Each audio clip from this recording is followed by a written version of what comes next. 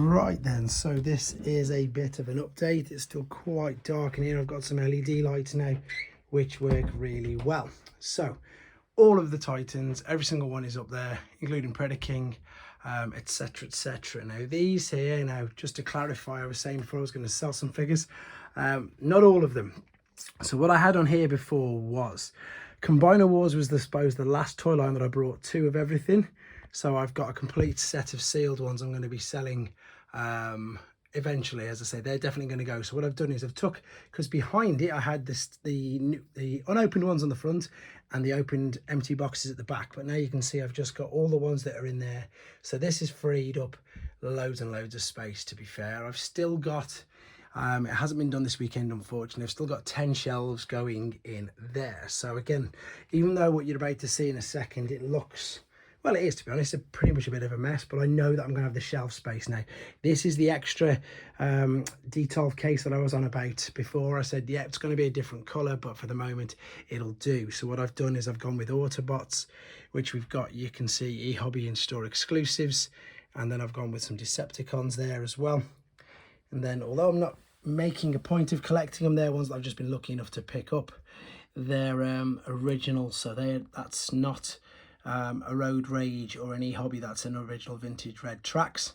And then we've got down here, we've got some of the newer store exclusives. So we've got the Bathing Ape, let me get rid of that, it's too bright. The Bapes, of course the new Hot Rod there, Balvintron, etc. And I imagine that's going to get added to quite a bit more. So the rest of the things here, these are all still pretty much the same.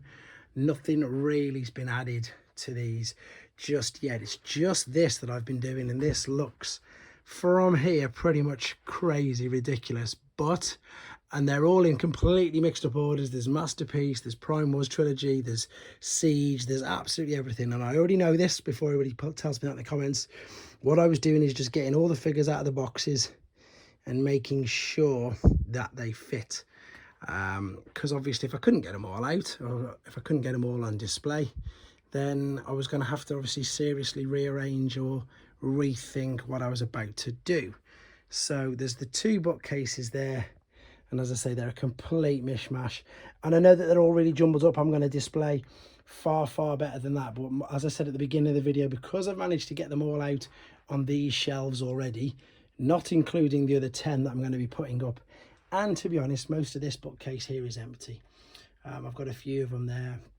They're all empty, and I've got a few of the figures and then just a few of the rarer ones there. This has been implemented since I did the last update. So this is going to be the Micromasters.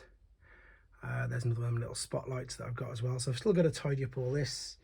I think I just got up to the Japanese shelves with the last video, so this time I've gone on to more of the European, and indeed with a few GT figures on as well. So we've got, that's the turquoise Grimlock at the top there, that's why I've put him there by himself.